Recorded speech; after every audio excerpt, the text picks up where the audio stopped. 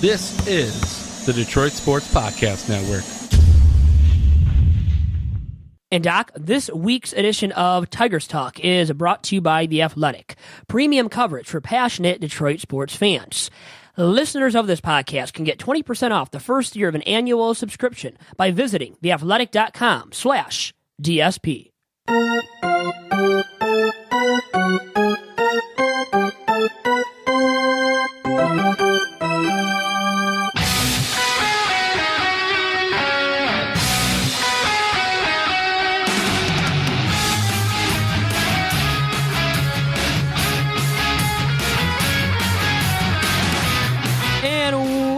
Welcome to the latest, the freshest edition of Tigers Talk with Chirco and Company. I am your host, Vito Chirco, alongside my usual sidekick and broadcast partner and fun, and a man that loves his wrestling, was at the LCA, Little Caesars Arena, for some Raw action Monday night, and he got on screen, loving life right now, the Doc from Doc and Jock, John Charles McElroon. John, how are you doing?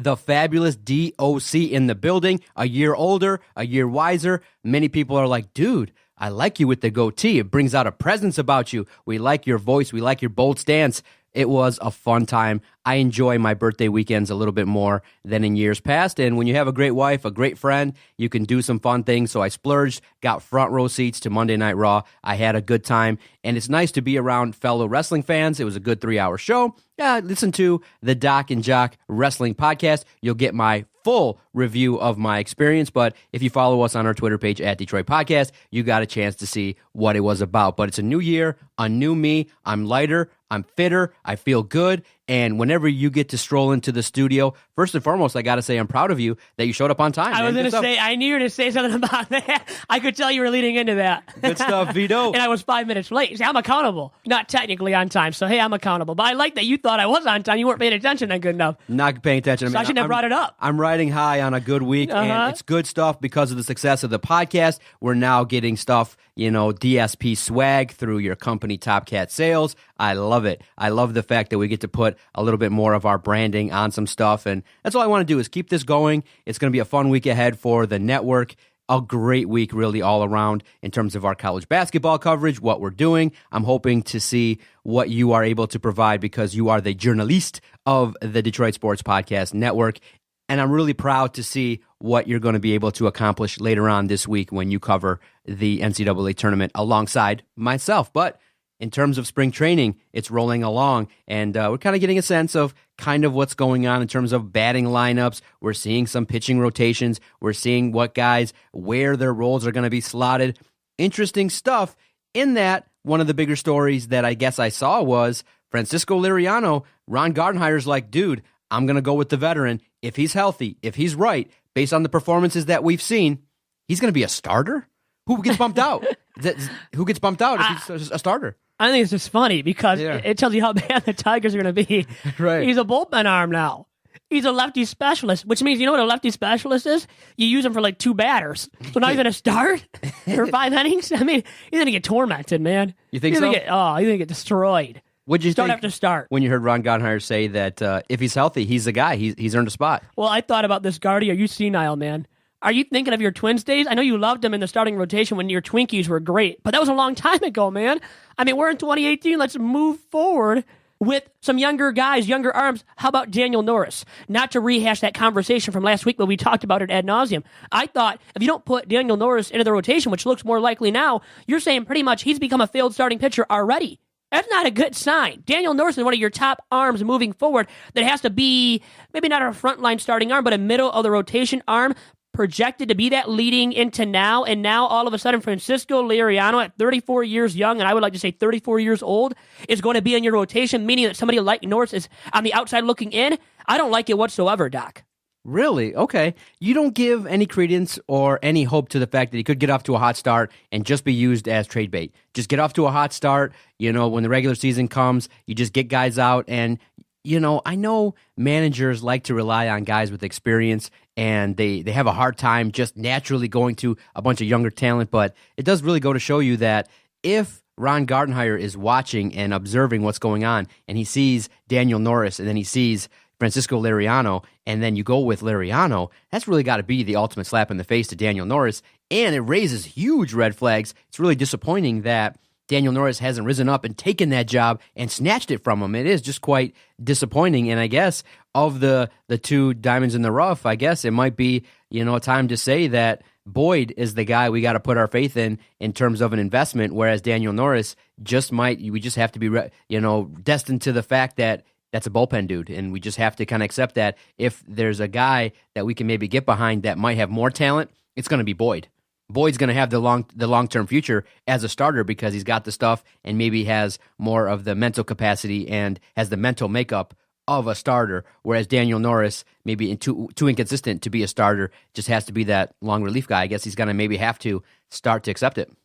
Are you talking about Matthew Boyd? Matthew Boyd? Matthew, not Matt. It's Matthew, remember. Oh, Do you remember God. from last year? I don't it's care about Matthew that. and Nicholas Castellanos. I don't care about Anyways, all that. Matthew Boyd, I think, is the boy, okay, now in the Tigers rotation among the young lefties that will be utilized every fifth day.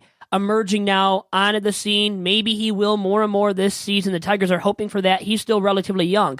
But remember, when the Tigers made the David Price trade with the Toronto Blue Jays, it was Boyd and Norris. Who was trade chip number one, though, in that deal? Who's that? Norris. So it's telling of the fact that Norris, man, has slid down the ranks. He is no longer as highly viewed and regarded as this guy that can be a starting rotation arm moving forward and be a consistent, effective guy that can be a middle of the rotation arm, which is what he once projected to be at the very least. Now he's a bullpen arm. All of a sudden, at this young stage in his career, it's a slap in his face, and I bet Daniel Norris isn't too happy. Not that he has a lot to say here, but I don't think he's too happy, Doc.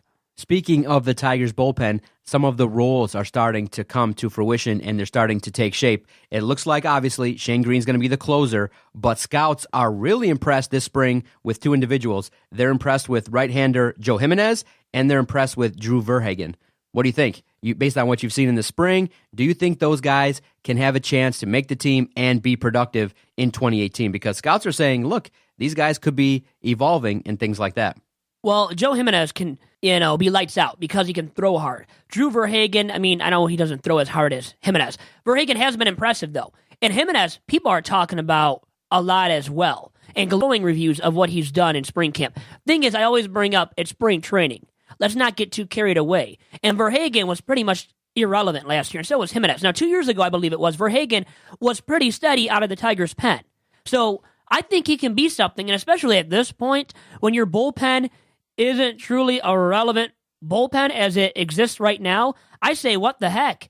You roll him out there, as much as he's being effective, if he is, you roll him out there a lot, VerHagen, a guy that's been a starting pitcher in the past as well. So, you can extend him a little bit, throw him multiple innings perhaps. So I like VerHagen a lot. Now, Jimenez is still going to be that guy that only can throw to a few batters. And I still want to see what he does come opening day. I think he'll make the big league roster because of the fact, once again, you look at the bullpen arms that the Tigers have to roll into opening day with, and they're not too great on paper. They're not. So Jimenez has to be something. I really hope he is going to become something, because if not Jimenez, you might have to start talking about Jimenez being a wasted Tigers farm system product. Now, looking at who's in and who's out in terms of pitchers in the bullpen, right now it's projected that Green, Wilson, Stumpf, Jimenez, VerHagen, Farmer, and your guy, Warwick Southpold, are in. And who's out? Bell, Hardy, right-handed relievers Kevin Comer, and Mark Montgomery. Now, most people are expecting and projecting that Daniel Stumpf is going to be the left-handed go-to arm. Any review about him? What have you thought about his performances so far? And if he is truly marked as the team's left-handed top specialist, you okay with that? Well, Stumpf, he was effective last year as that lefty specialist. He was a Rule 5 pick before last season. So I like him. He's not, per se a savvy vet as a lefty, but, you got to take what you can get right now. It is what it is, and he's your best, most reliable guy. So then you utilize him in that situation. And just hopefully that he carries over his results and productivity from last season to this season. And that he not only can get the less caliber left-handed bats out, but also the high-caliber left-handed bats out in those higher leverage situations. Because if he can't, then who is it going to be? Norris? Is Norris even going to make the big league club now that Liriano's in the rotation? Boyd's for sure going to be in the rotation. Who's the other lefty to turn to if Stumpf does fail? You really don't have an alternative option right now, unless the Tigers really believe that Norris can be that lefty specialist moving forward. Okay, and looking at who's in terms of maybe the starting infield and starting outfield, it looks like it's kind of rounding into shape based on the performances that we've seen in spring training. That who's in is catcher James McCann, first baseman Miguel Cabrera, second baseman Dixon Machado, shortstop Jose Iglesias, third baseman Jeimer Candelario, left fielder Mikey Matuk, center fielder Leonis Martin, right fielder Nick Castellanos, and the designated hitter Victor Martinez, who came around and had some quality at-bats over this past weekend. Judging by that and who's in, you okay with that? Is that probably what you've seen as being the guys that, even though overall you don't see them shaping up in terms of matching up with other major league teams, but based on what the Tigers have, those guys in terms of who's in, those got to be the guys. Those are the top guys at those positions. Well, those middle infield starters, light hitting guys right there. I think all the way up the middle, from catcher to second to short to center field, light hitting, supremely light hitting guys you have there. So you're not going to get a lot of batting productivity out of any of those guys. So hopefully they make it up with their gloves. Most people are saying that Leonis Martin's going to be the leadoff guy. You okay with that? What have you thought about him in terms of what his role is going to be? Because it seems like he's been given the opportunity, and at least for now, he is going to be the guy that sets the scene. He's going to be the leadoff hitter. He's pretty much been given the opportunity already, Dak, to fill in that leadoff spot because I don't see him lasting. Now, he's sexy because he's speedy, so he's a sexy leadoff option, but he can't get on base. And when you can't get on base, guess what? You can't hit leadoff. It doesn't equate to success. It's not a formula for success. I don't see him lasting there. The thing is, I don't know who they would turn to. But once again, that's the current state of the Tigers ball club. Not a lot of sexy options to utilize in that role or really any role. Outside of, middle of the order isn't turning out to be too bad, and especially a V-Mart. Now, you mentioned him a little bit. Against the Nationals on Monday, looked good. Extra base power he has shown off in spring. If he keeps that up, and if they limit his ABs to sustain his productivity over the course of the full season, you might get a steady V-Mart. Even though he's steadily or has shown signs of steadily declining, you can say you might get a more effective V-Mart than you expected, than we all expected, because of the Tigers' Ron Gardenhire, most notably as Tiger skipper now, limiting his ABs and not overexposing him to major league pitching in 2018. Yeah, and so when I said who's in, there's a notable name that has been left off that list, and the Detroit Tigers are trying to find an effective way to utilize JaCoby Jones, because it's likely that when he fully establishes himself, when he has an opportunity to get in there and be a day-to-day player, he's going to be a center fielder. So right now, like we said earlier, Leonis Martin has snagged that job away. What do you do with JaCoby Jones to try and continue his evolution, to try and get that bat going and continue to utilize what skills he does have? The problem is, though, how do you get JaCoby Jones on the field? What do you do? Because Victor Martinez now has shown 3 home runs in the spring. Maybe his ticker is going to actually work out, and maybe his leadership, maybe he'll calm down in that locker room, and he'll actually be a leader, maybe a vocal leader, earn that money that the Tigers are paying him. But what do you do with JaCoby Jones? Because right now, it seems like he's odd man out, number A. Well, you trade him for a box of rocks. Oh, no, JaCoby Jones. He does have a minor league option. He has a minor league option remaining because he's still young, so he has the option because of a lack of service time. So, meaning that they wouldn't have to worry about him being demoted to AAA. So they have that working in their favor with JaCoby Jones. So you might utilize that option. Why not? Because Jones could still use some work at the plate, big time. See, here's the conundrum with a guy like JaCoby Jones. Second straight year, one of the most productive players in camp, hitting 400 in 28 bats in spring training. 2 doubles, a home run, 6 RBIs, walked 4 times. A lot of situations where he's on base helping the team. And Ron Gardenhire said he's an exciting player in reference to JaCoby Jones. I think he gets after it. He can play all over, it looks like to me. He seems to have a great first step to the ball, and he covers a lot of ground. He makes it look easy. So you see a situation where, though, there is a big glaring weakness with JaCoby Jones, and that's his whiff rate. He struck out 42% of his big league overall at-bats. So, in essence, you got a guy in JaCoby Jones who is a talented individual, has a big stick, can do some damage. He's got it, the ability to hit the ball. But unfortunately, it's boom or bust, where you kind of want him to be a more well-rounded player where, when those 2-strike counts happen, when you need that key hit, not to just be a guy that's just swinging for the fences. You got to be able to put the ball in play and be able to adjust situationally. You see that for JaCoby Jones, or you say to yourself, look, Leonys Martin maybe is a better overall player in terms of defensively, speed, can bring more to the table. JaCoby Jones needs a little bit more seasoning in the minors. It just sucks because of the fact that a guy like JaCoby Jones, is always one of those guys that will get hot for a period of time. You know what I mean? He'll be up there, he'll be productive, and then all of a sudden has that streak where he's striking out a lot, not productive, and that's why he hasn't cemented his job yet. Those guys are really tough because you know what kind of screams to me? That maybe, just maybe, it's going to take a little bit more time for JaCoby Jones, and maybe you're right. Maybe if Al Avila can be proactive and not reactive, maybe he can move him along as a prospect in a deal to get somebody that's a little bit more proven right now. JaCoby has probably some upside that can maybe get you a reliever or maybe get you another prospect that can help you down the road. It just seems like right now, JaCoby Jones is probably JaCoby Jones, Nick Castellanos, two dudes that if you wanted to shop them, maybe you could get something juicy in return. Well, I don't think you would get anything. And nothing juicy for JaCoby, but really quick. Okay, I'm going to make this little analogy here. So, Ron Gardenhire said that JaCoby Jones can be exciting, right? An exciting ball player at times. Well, doesn't mean that that's good for the Tigers. What also can be exciting at times is porn. But is it good for you? No. JaCoby Jones can be exciting too for the Tigers, but is he good for the Tigers? No. Just making that analogy. I don't know if that works, but that's what I just thought of off the top of my head. This is bad. Big time into the gutter there, early on here on Tigers Talk. What kind of reference are you bringing to this edition of Tigers Talk, Vito? Has you got something on your mind? You preoccupied with something? Yeah, maybe I am. Maybe I have some thoughts on my head, as I got into this week's edition and we started recording. But anyways, JaCoby, you wouldn't be able to trade him for anything, though. You wouldn't right now. Not of high value. That's the thing. That's just the honest truth. Put him in AAA to start the season.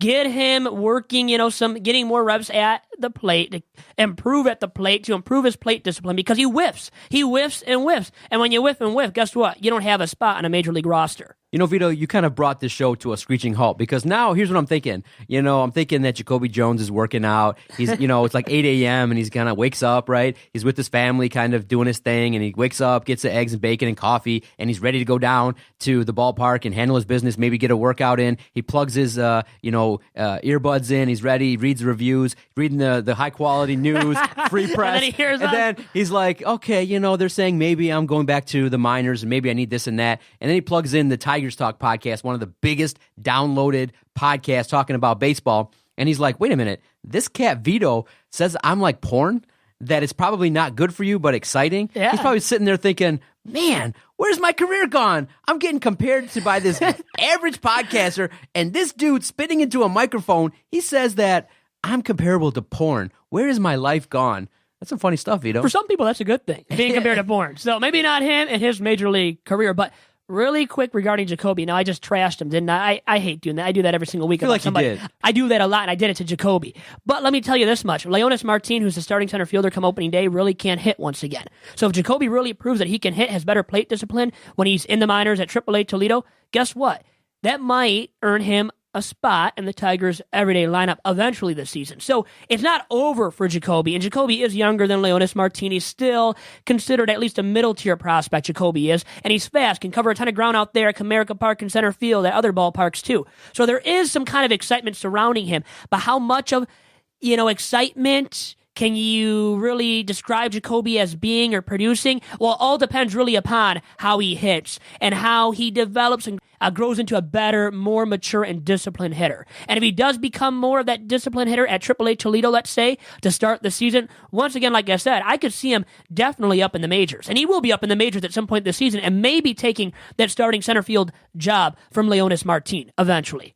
Interesting stuff, Vito. Time for our first timeout. Got to pay some bills. I know we got some great sponsors of this very fine podcast. After the break, the Tigers did lose somebody that maybe some people are like, well, you could have probably lost him, but you could have got something in return. We'll talk about said player right after this quick timeout. And Doc, one of our fine sponsors at the DSP Network is the Detroit Sports Commission.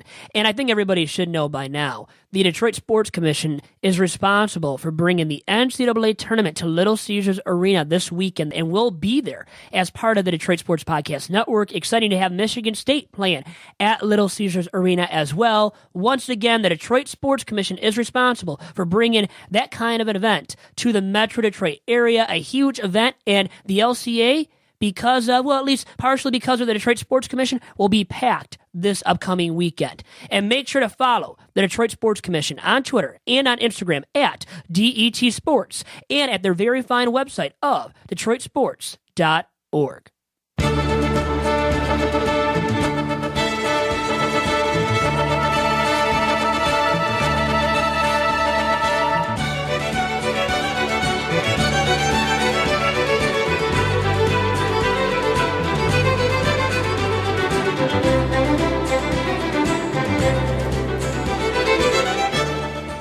And, part of the Detroit Sports Commission slogan is where champions are made, championships are played. I believe we're champions too, Doc. At least we're trying to become that. And champions are made here, right? In the DSP Network studio here in Sterling Heights, Michigan. No doubt about it. I feel like I got the champion podcaster, the champion marketer, the champion PR guy. Look, man, like I said, always, week in, week out, lucky to have you here. I'm kind of surprised, though, you haven't even maybe tried to market yourself. Maybe be like, Doc, I kind of went over there and looked at other podcasts, and I felt like, well, nobody would listen to me at the other ones, but I could get more money. Maybe I could kind of bring my talents over there and maybe bring some of the big name guests and things like that. But so far, so good. You haven't marketed yourself, so I'll take it because I know you're probably undervalued here at the network, and it's great. And I continue to see it's funny because, real quickly, and maybe we'll get to it because we've had this debate before. People say, oh my God, it's absolutely unacceptable to be an unpaid intern. There is no way that you should take a job without getting paid. Well, you know what? Based on your story here at the network, I disagree completely. Look, you did several podcasts without getting paid, okay? And I saw your hustle. I saw your work ethic. I saw the fact that, hey, you have connections. You were able to bring big guests to the network. And I said, okay, this guy's serious. You asked to be on the network, and your story similar to others. And so if you have the mindset always, hey, I got to get paid, then you know what? I'm the guy who's in charge of this operation, and I'm saying to myself, is this guy only about the money? No, you put in the work. And so did you get paid for every podcast you did? No. Hell no. Yeah, exactly. But are you now officially the highest paid sports podcaster in the Metro Detroit area? No doubt about it. Why? Because you worked hard. You showed the guys in charge that this guy's no joke. You brought something to the table. You went out there and you said, hey, I can get this guest. I can do this. I can go out there. And so with that, it made me, as the guy running this, say, that guy's Vito serious. He ain't no joke. And so then what did I do in return? I said, hey, Vito, here's some gear. Go out there, do more of your stuff. So if I had the attitude, I'm serious. I'm dead serious. If you had come to me episode 4, 5, 6 of the early shows and you had said, yo, bro, I can't do this anymore. I need money. I would have been like, bro, okay, hit the brakes. Yeah, right. See, there's a door right there, right? There's a door. Because you know what? At the time when you started, you saw what this could become, and you've grown with us, and it's made it great to reward you for the efforts. And I think you realize that they're like, okay, Doc's not messing around. He is, not paying me what I'm worth, but he's paying me something. So, and that's all that I can say regarding that is that you're obviously valuable. You got a baseball brain. I mean, literally, you come in here, I ask questions, you give great content, and you got connection. So in the end, you brought your value. You showed it by working hard. And so, and here's the problem though, okay? And I understand people say you can't potentially do this or cover sports without some money, and it's really hard. But guess what? Life is hard. It's called a sacrifice. Yeah, it is hard. You know what? Right? Actors in California, they bus tables. They do things. They take assistant jobs. So, you know what? Yeah, life is hard. Yeah, you got to maybe, eat ramen noodles for a while. But, at 20 years old, I wasn't getting paid for shit. You know what I mean? I would do the job for free. And that's, if you really want advice and you want good advice, go offer work for free. Show what you're worth. Somebody in return will pay you more for what you do. That's real advice. You want to hear the advice of just pay me for what I do for every single task that I do. You might not get ahead for somebody else that will get in there, slide in for free and do some things. And that's just from someone that is successful and is somebody that's watching what people are doing. And I think the way to go is offer your services for free. Show them you're a hard worker. Show them that they can't be without you. And similar to, even athletes, you got to show what you're worth. You can't be put on waivers like Gerald Laporte, and then all of a sudden, you know what I mean? He's got stuff, but he didn't show it enough for the Tigers to keep him. And earlier this spring, the Tigers lost out on Gerald Laporte, and he was claimed by the Reds. Some entities, some articles in town are kind of like, wait a minute, this is kind of a poor move. Why on earth would you commit to a rebuild and not have a young cat who's got, the scouts really looking like, wow, he's got a fastball that can reach 97 and 98. He's got a plus potential slider, electric stuff. But the issue, obviously, when you're a young cat pitcher is command. Dude struggled with his command and things like that. So it's tough when you got a guy like a Gerald Laborte, but just wasn't able to stay on the team. Let me just say this. Your boy, Bruce Rondon, did you notice that you did not mention his name for the Tigers bullpen come opening day? Right, won't be there. Comparable guy. Mm-hmm. High velocity, right? Great arm, hard-throwing arm, but no command. When you have no command, guess what? You end up on waivers, being claimed by other ball clubs and jumping from team to team. So I think it's proven right there why Laborte isn't going to be on the Tigers' major league roster come opening day. And he's a left-hander. Still a little bit shocking. And as a left-hander, you bring that up, those guys are sexy just for throwing left-handed.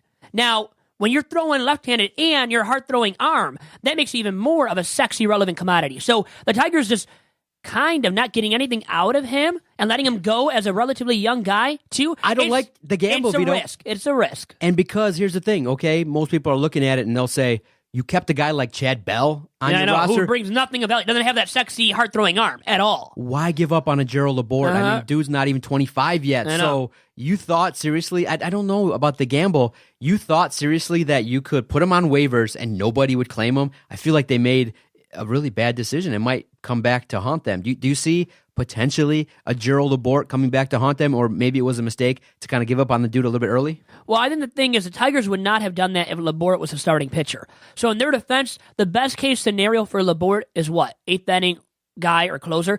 He might be an extremely high leverage situational relief pitcher that's extremely effective in those highest of high leverage situations eventually in his major league career. But nobody expects him to be that right now. Now, for the Tigers case, they're not trying to win right now, so that's why it's even more of a risk letting him go for nothing right now when he's young, and you could have him for the long-term future 2, 3, 4 years from now when the Tigers are relevant again, and they need a late-inning arm that can throw hard and get lefties out, specifically. So any lefty that throws hard is sexy once again, so it is a risk, but remember, he's not a starting arm. If he was a left-handed starting arm that threw as hard as Laborte does, be a different story, okay? It'd be even a bigger risk if that was the case. Okay, so in looking at it, you say, okay, you know what? We got to roll with Stumpf. And when we look at it, Laborte is not going to come back to haunt us just yet. Maybe down the road. And maybe just a little bit. It might not come to bite the Tigers in the behind extremely in the long-term future. Gotcha. You getting excited for March 29th? I am, more and more. It's rapidly approaching.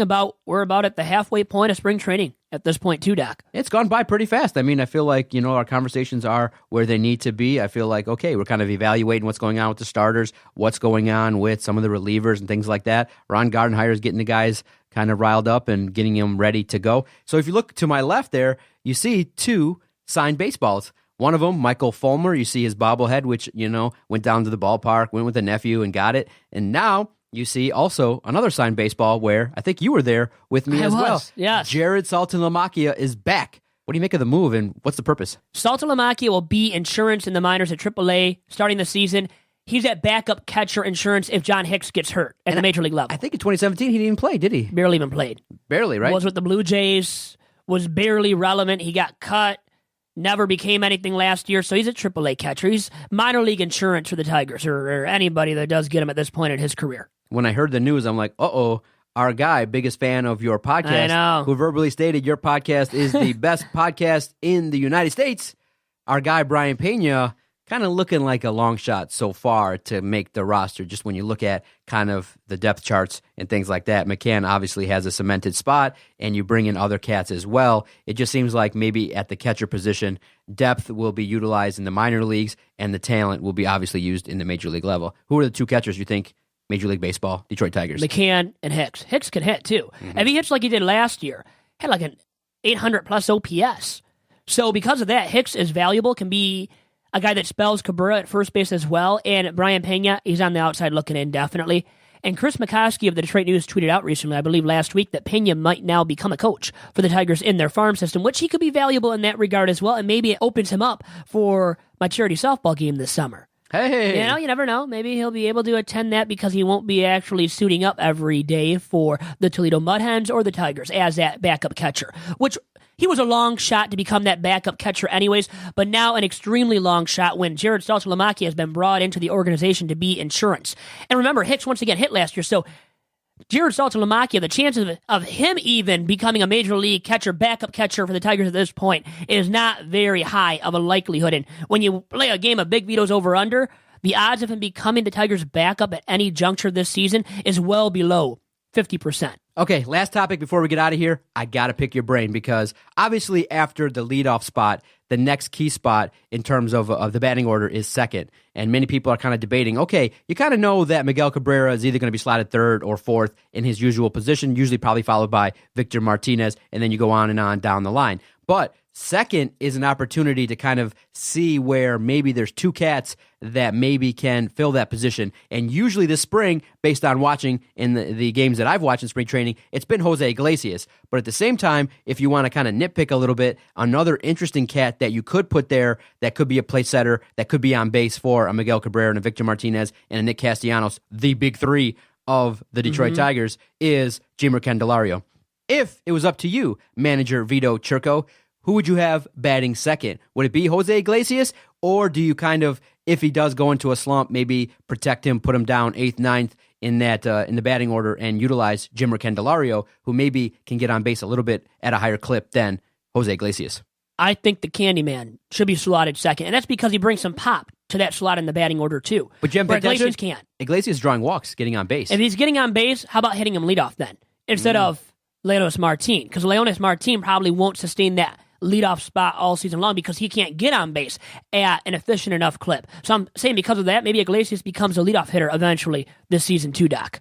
Based on your analysis, I think your role in my organization is a bench coach. I think you fit the bill, you give good insight, but you're not just ready yet to be the head guy because, you're still youthful and you lack experience, and I'm more of the guy with experience and more of the psychological temperament that you need to manage these egos. But I agree with you. Jeimer Candelario has an opportunity to do some things. Jose Iglesias, you probably got to protect him a little bit. And even though he does draw walks, he's just a little bit too inconsistent. I think that's why you hear his name in trade talks, is that you kind of need the shortstop to kind of produce offensively, and Jeimer has an opportunity. So I would take that counsel. I'd let you whisper in my ear that it could be Jeimer Candelario batting second. Okay, good stuff. It's not bad. That keeps you on the bench, not moving you out there to the diamond yet to do some work. The real work takes place where, the coach is probably like, damn, that guy gets to sit there and just chomp on some seeds and just sit there, and I got to sit here and dodge baseballs and make sure that at least the good thing is, I'm almost certain, right, Dave Clark's not going to be the buffoon standing there at third base and making the calls to bring the guys home, because he was awful.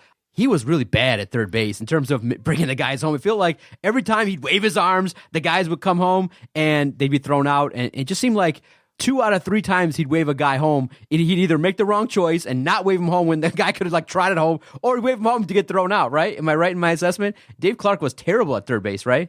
You know what? But people complain about Gene Lamont. And honestly, guess what? Dave Clark is back with the Tigers. Oh, is he really? Yeah. Is he still a third base coach? Yeah, third base coach. I was about to say, it's still a third base coach. I don't know what you're talking about. It was wishful thinking. It's the manager. So you wanted him gone, but guess what? I'll say this much. The bench coach has gotten a bad rep because we're thinking of Gene Lamont chewing on the season, just sitting there, lounging on the bench. I think the bench coach does have a more relevant role than you're giving these bench coaches credit for, because they're in the ears of the manager on a daily basis and maybe whispering some sweet nothings. But I would definitely whisper some sweet nothings to you about Jeimer Candelario batting second, because he brings that OPS factor, higher ability to run produce. So you want that kind of in the second spot in the Tigers' everyday lineup. And that's kind of the modern analytics approach to constructing a lineup, where you put a guy that has some pop in his bat in that second spot, where Iglesias brings nothing of power or really significance as a major league hitter. Maybe can get on base, but you know what? Then put him at the bottom of the order to restart the lineup. So you could think of it in that fashion as a way of kind of re-energizing or just energizing the bottom of the order. And then you could bat him leadoff. Maybe he becomes the leadoff hitter eventually this season if Leonis Martin doesn't sustain that spot because of his lack of ability to get on base at a highly efficient clip, Doc. Very good podcast, sir. Always enjoy the conversation. Great digging into your brain regarding your baseball knowledge. Our bench coach, Vito Chirco. Good stuff, sir. I just hope I keep that job all season long and past this season, Doc. And I don't know if you're going to keep your managerial job. Okay, the verdict is still out, but I guess we'll let you all go with that note. Hope you enjoyed this week's episode of Tigers Talk, and we'll be back again next Wednesday for another fresh edition of the podcast. If you've liked what you've listened to and you want to support the project, just go visit our website, DetroitSportsPodcast.com. Follow Vito on Twitter at Vito Jerome. Follow the network at Detroit Podcast. Thanks again. Adios.